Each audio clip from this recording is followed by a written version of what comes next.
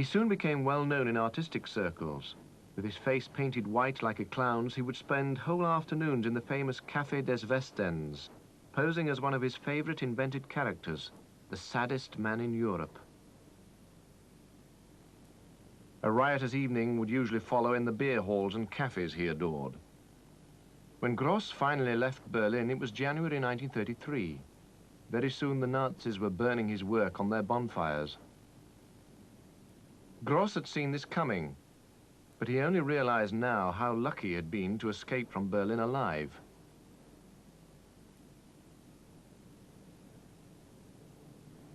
Each time he denounced the dehumanization of life in the modern city, or the methods of entrepreneurs, or the schemes of politicians, Grosz gained as many enemies as friends. His work found an excellent market in Berlin, and Grosz found no end of subject matter, but the tolerance of those he attacked couldn't be expected to last.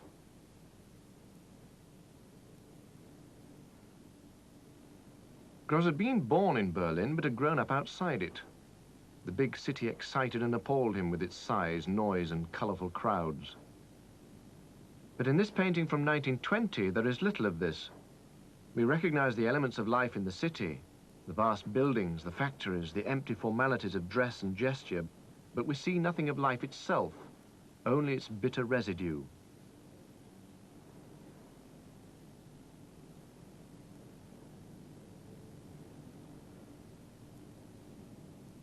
In 1920, Grosz went through the first of several periods of uncertainty about his work. He had rejected futurist images of sheer movement and the Dadaists' attempt to turn everything into sheer nonsense. In bitter cynicism, he decided it would be most truthful of all to paint the collective mechanical concept that man had sadly become.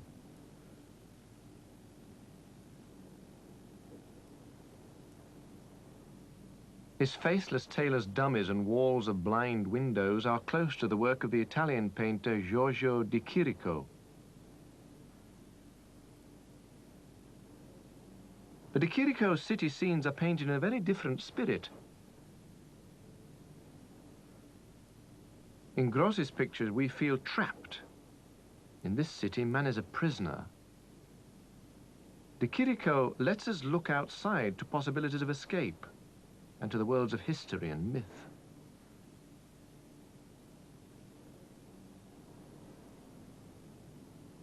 In Grosz's city, humanity is dehumanized. In di Chirico's, architecture and sculpture preserve human dreams and aspirations. Before and during the First World War, some artists had rebelled against symbols of the past, claiming that cars and aeroplanes were more beautiful than statues. But in Italy, it was impossible to ignore these. Di Chirico never had, and other artists soon returned to them. With irony, of course, but with a genuine affection. In Germany, things were different. Berlin prided itself on its modernity, so when faith in the future was lost, there was only the grim present.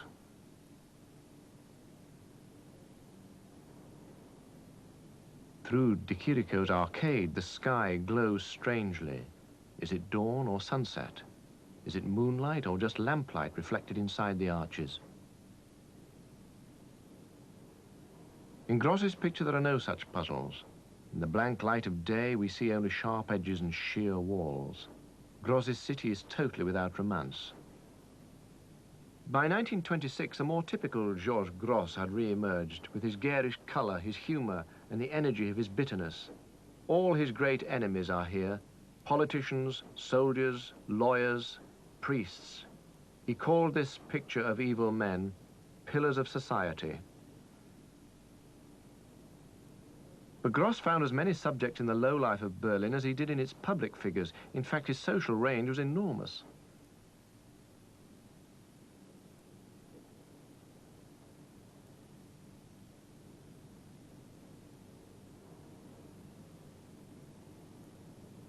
Coming from a working-class background himself, he knew the vulgarity and meanness of these people's lives. For scenes like this, he even borrowed from the visual vocabulary of the poor and based his style on drawings found amongst graffiti on lavatory walls.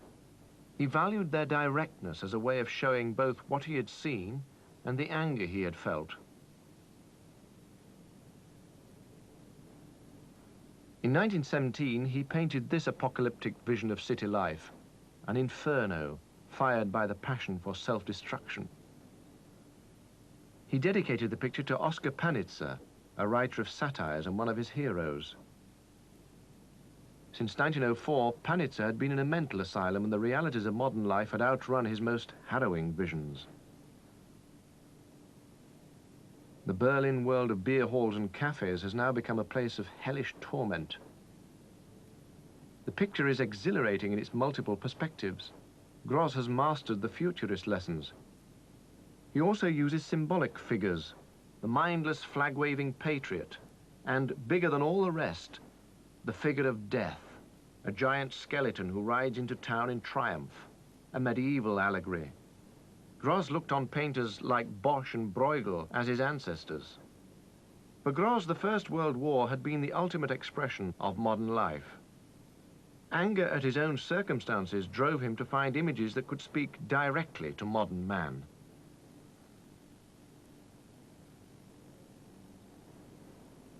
The modern man could be blind to all that was going on around him, easily led by the pillars of society. For some, the years after the war were even more depressing than the war years had been. The war itself had offered hope that it would end the corrupt old order. But by 1920, it was clear that this would not be so.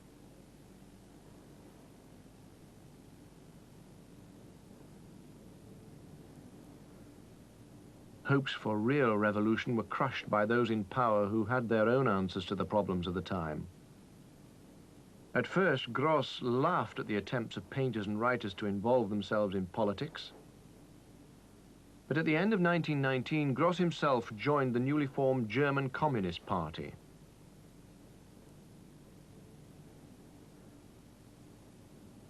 In 1925, he published a pamphlet called Art is in Danger. He argued that without ideology, the artist could not hope to survive in a world ruled by Philistines, where there was so much to criticize and change.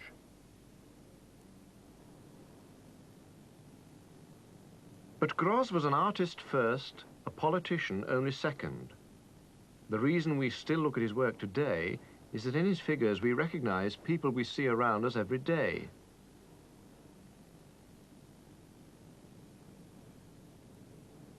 With a few lines, Grosz captures the essence of a personality.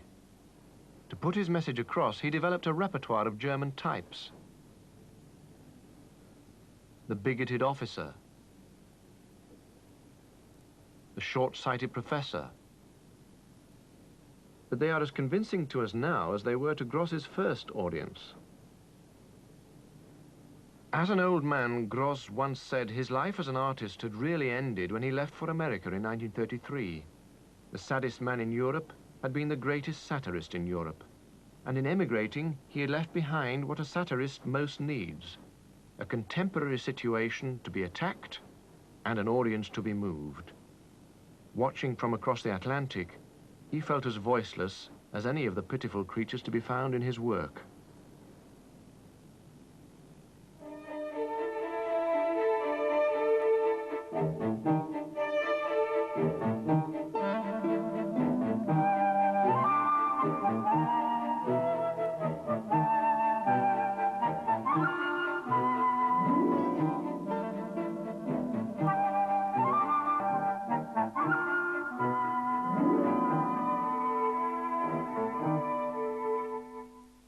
Animals are the hallmark of one 20th century painter above any other, the German artist Franz Marc. And here in the Lenbach house in Munich hangs one of the finest of them, his tiger, which he painted in 1912 when he was 32. It's not a tiger such as any romantic artist of the 19th century would have painted, not a hunting trophy, nor a beast in a zoo. Very early in my life, Marc wrote, I found man ugly and animals seemed to me cleaner and more beautiful. Here was a quest for the primitive, or primeval things, and a protest against conventional academic art in Germany, which glorified man, his battles, his swagger, his supremacy over other forms of life. The new art of Germany was for the first time international in outlook. Being a good European means more to me than being a good German, wrote Franz Marc, even though when he wrote it, the First World War had broken out. Artistically, his eyes were turned to Paris, and even further afield to the exotic colors of Gauguin's paintings from the Pacific Islands. Nude with a Cat is one of Marc's early pictures, but already, like Gauguin, he's beginning to exaggerate the colors in his subject for emotional effect, slabs of color laid around the figure like a bright carpet. The Blue Horse, 1911. Why blue, when it's one color horses never are? Marc has chosen it precisely so that color shall have a role independent of nature. Blue, red, yellow, black. They must have a life of their own, not simply describe a scene.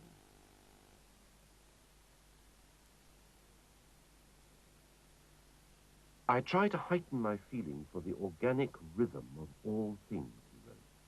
And in the year he painted the Blue Horse, he announced, "We have to become ascetic, boldly renouncing everything that until now has been dear and indispensable to us as good Central Europeans." So all shapes are crudely simplified, and they're defined by these bold slabs of color that look as though they've been cut out with scissors and then fitted together.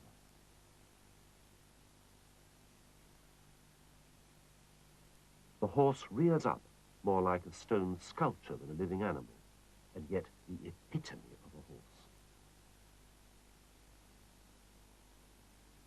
And the epitome of a tiger.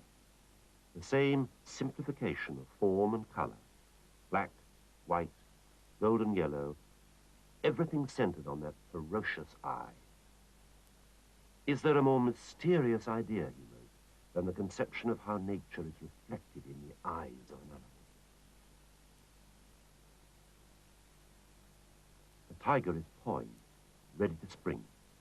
And yet, looking closely at this painting, none of the forms are described in terms of limbs and muscles, but in an almost abstract way, these chunks of red and yellow and blue, like pieces of colored glass in a medieval window, as if the light were pouring through from behind, between the heavy bars of lead. There's a new kind of romanticism about Marc, the quest for primeval forces. You can almost hear the jungle drums beating. One is no longer concerned, he said, with copying nature, but with destroying it in order to show the mighty laws that surge from behind the beautiful appearance of things. It's a dream world that Marc leads us to, a dream that seems to exclude mankind, except that for a young German painter in 1912, the human jungle was pressingly close, and in Marc's Tiger, there may be intimations that a terrible war is not far away. Meanwhile, he was fortunate. He had a faithful patron in Bernhard Köhler, a portrait painted by Marc's close friend, August Macke. Köhler was from Berlin, and it was he who gave Marc a degree of financial security. The tiger was one of his purchases, and 20 years ago, his entire collection was donated to this museum in Munich, the Lenbach House. Marc belonged to an association of painters in Munich who labeled themselves the Blue Rider Group. Their spiritual leader was the Russian painter Kandinsky, who, being Kandinsky, insisted on a manifesto, and he made this woodcut for its title page. Kandinsky's own paintings were undergoing one of those radical transformations of style which we now see as part of the creation of the modern art movement. He was an inspiring leader, and Marc acknowledged that some of the most memorable experiences of his life were those hours which he spent in conversation with Kandinsky. Today, Marc wrote, we seek behind the veil of appearances the hidden things in nature that seem to us more important than the discoverers of the Impressionists. Marc called this painting Rain. The most obvious death is Cubism, and of course to Cézanne. Even Cézanne's colors, those carefully graded greens, blues, and golden yellows. But like Cubist paintings, it has to be deciphered. Two people and a dog are caught in a violent downpour in a wood. Marc has made the force of the rain all but shatter the images like falling splinters of glass. The Cubist influence is even stronger in the tiger. The way the animal seems to be reconstructed out of flat planes of colour set at angles to each other. Like the Cubist paintings of Picasso and Braque just a year or two earlier, the result is a curious intensifying of the subject. All irrelevant details are removed, both in the description of the tiger and in the background. Cubism is used as a means of heightening realism and of heightening sentiment. Marc painted Deer in the Forest in the same year, 1912. The fragility and gentleness of the young doe is just as heavily stressed as the fierceness of the tiger. The landscape around is again simplified. Elements of tree, rock, and sunlight pieced together, the plains overlapping, dark over pale, creating by very simple means the effect of dense forest, with splashes of light, deep pools of shadow. The resting deer is at first almost invisible in the labyrinth of trees and rock. Marc's aim has been to show not some sweet little Bambi, but a forest creature whose nature blends with nature around. Again, there's this desire to suggest the creature's own world. How wretched, he wrote, our habit of placing animals in a landscape which mirrors our own vision, instead of sinking ourselves in the soul of the animal in order to imagine its perception. The year after the tiger, the same Cubist labyrinth of a forest becomes a place of danger, of menace. Trees crashing, light pouring in, a crisscross of branches, everything in movement, in chaos. The picture is called The Fate of Animals. Their environment is being destroyed. The year is 1913, and the painting has been interpreted as a premonition of war. Certainly some cosmic violence is wrecking the peace of the natural world. A doe gazes around for safety. Knowing Marc's later work and sensing his fears of war, we may see his tiger as a symbolic feature, not a tyrant of the jungle, but standing for the natural order of things, for any animal, human or otherwise, whose right to live is under threat. In one of his last paintings, Franz Marc tried to envisage the apocalypse to come. It's called Tyrol.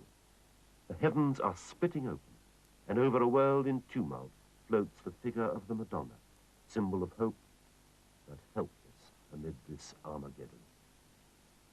Within months, the First World War broke out, and Marc enlisted. One of the projects he planned was to illustrate the story of the creation, but in 1916, Marc was killed at Verdun.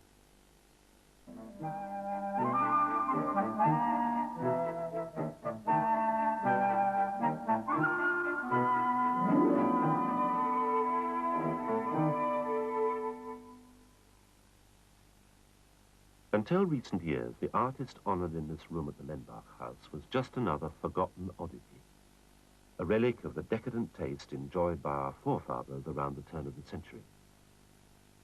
Today, all that has changed. The art of Franz Von Stuck is being talked of again with enthusiasm, even reverence. The tide that has swept his work back into public favor is the revived interest in that international decorative movement known either as Art Nouveau or in Germany as Jugendstil.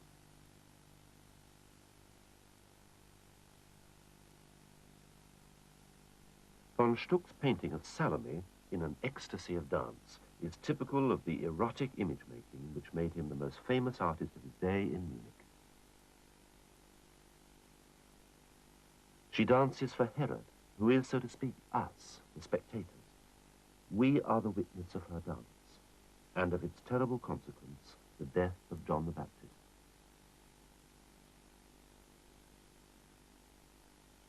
Von Stuck was an aristocrat. He was Baron von Stuck. In Munich, they called him the Prince Painter. From 1895, he was professor of painting at the Munich Academy, where his pupils, strangely enough, included Paul Klee and Wassily Kandinsky.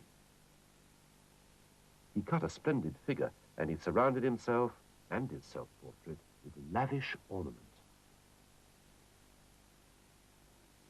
The biblical story of Salome has caught the imagination of artists for nearly 1,000 years, varying with the taste of the time.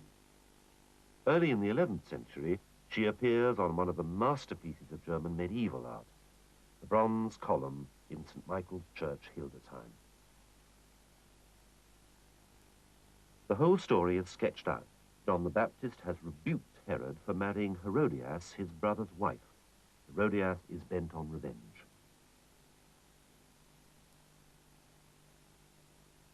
Herod is persuaded to throw John into prison. Shortly afterwards, there's a great banquet, and Herodias' daughter Salome dances before Herod. He's entranced, swears to grant whatever she asks. Her mother Herodias tells her the grisly request she should make.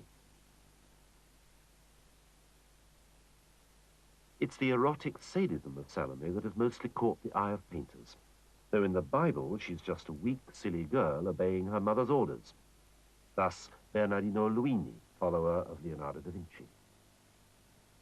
With bewitching glee, Salome presents Herod with John the Baptist's head on a platter. To the 19th century, she became that favorite lady of the romantic imagination, the femme fatale. The French symbolist Gustave Moreau painted her over and over again, most alluringly in jewels and transparent wisps of clothing. Salome was the ultimate in seductiveness and danger, and it's hardly surprising that Moreau would never commit himself to a relationship with a woman, let alone marry one. In 1893, Oscar Wilde wrote a play on the subject, with famous illustrations in black and white by another obsessive artist of the fin de siècle, Aubrey Beardsley. Salome, the girl who danced for Herod, has become a monster performing a ritual sacrifice. The Salome of Von Stuck looks more the dancing girl than the witch. She's there to arouse the male, not fill him with dread. Von Stuck was a sensualist and a debonair man about town, as he saw himself in a portrait of 1905. A connoisseur of life and of life's pleasures. He painted another version of his Salome, now in Dresden. The atmosphere of an expensive nightclub is even more pronounced. Now she dances against the theatrical effect of a night sky, and even the black tights she wears seem to belong more to the nightclub stage than to biblical Palestine. Perhaps the stage is intended to be operatic, for just a year earlier, Richard Strauss's opera had been based on Oscar Wilde's play. Being simpler, less theatrical, the Munich version is more effective, more mysterious. Everything floats in darkness. The Prince painter saw himself as a creator of symbolic images, and mostly those images touched on evil. The very world he lived in, like his paintings, was elaborately framed by emblems from the shadows of the imagination, a dark opulence, as if he were creating a shrine.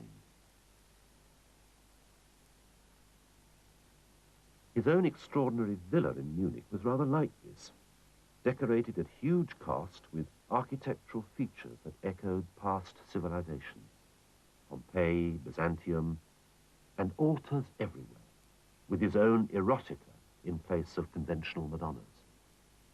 Baron von Stuck was following in the path of another European aristocrat, the Marquis de Sade, and perhaps in no other era would such an artist also have been a highly respectable professor of painting.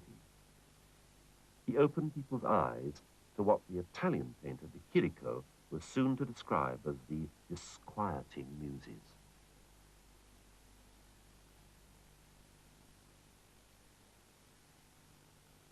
Salome was certainly one of them, bare-breasted and playing with death. Her face a blend of sensuality and cruelty, the mouth lustful and laughing. She's dressed only in jewels. They caress her skin, and they define what she is, an expensive toy that dazzles, bewitches. She can ruin a man. Her price is high.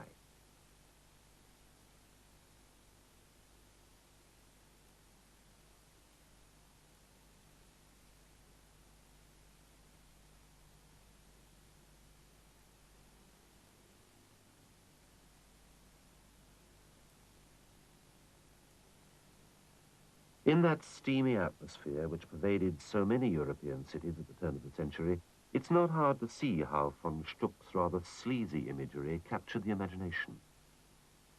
The art lovers of Munich didn't have wives like this, but they had dreams like this. And fears, maybe. The femme fatale, la belle dame sans merci, her sensuality is a killer.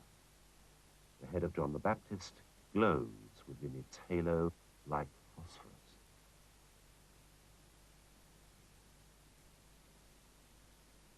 That's where Salome's gaze is turned. Her ecstasy is for a man beheaded. It's really a very macabre painting. And out of the shadows emerges a ghastly face, the slave who brings in the severed head of the Baptist. On its platter, like a dish for the banquet.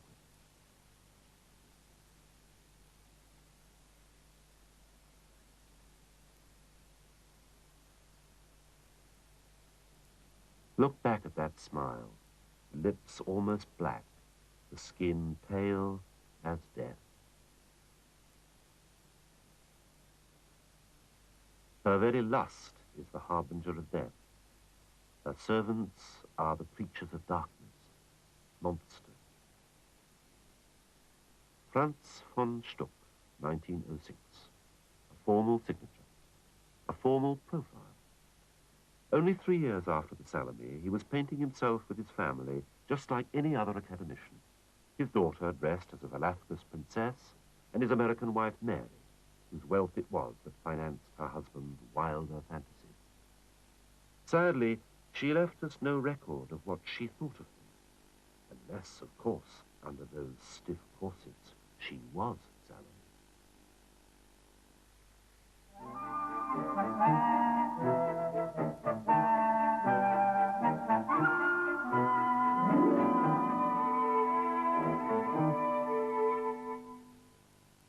The modern art galleries of the West would be immeasurably poorer without the contribution of Russian artists. The Lenbach House in Munich is particularly rich in the paintings of one of those Russians who came west.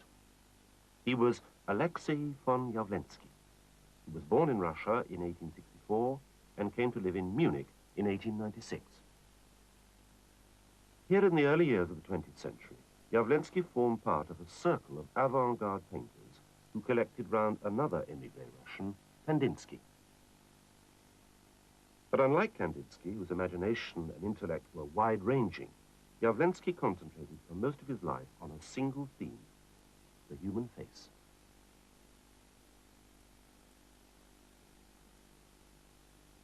A face, said Jawlensky, is never a mere face to me. It is the whole universe. Jawlensky was an aristocrat whose family had high military ambitions for him. He entered the cadet school in Moscow, but on Sundays, his free day, he would haunt the famous Tretyakov gallery. And here, at the Tretyakov, Jawlensky fell under the spell of Russian icons. Eventually, he managed to obtain his release from military studies and became a student at the Imperial Academy of Arts in St. Petersburg. Then to Munich. After a few years, he emerged as a central figure in the new German expressionist movement, which was breaking away from the traditions of academic realism. The new union of artists, which gathered round Kandinsky, waved the flag of modernism. Jawlensky was one of them. He contributed not much to the noisy debates about where art should go, but he absorbed the atmosphere and shared the collective passion to change the face of art. Appropriately, Gabriela Münter entitled her portrait of him simply, Listening. The painter who often spoke for Jawlensky in these debates was yet another Russian, Marianna von Verefkin, seen here in a portrait also by Gabriela Münter. She had come to Munich with Jawlensky and she understood his preoccupation with Russian religious art, the mystical power of the icon. The face not as a portrait, but as a devotional image. Here was a symbolic approach to human imagery, which Jawlensky was intent on lifting out of the Middle Ages and into the 20th century. His own paintings became 20th century icons, using the colors and distortions of expressionism to re-enliven a mystical tradition. I see now, he said, that I mustn't paint what I've seen, nor what I've perceived,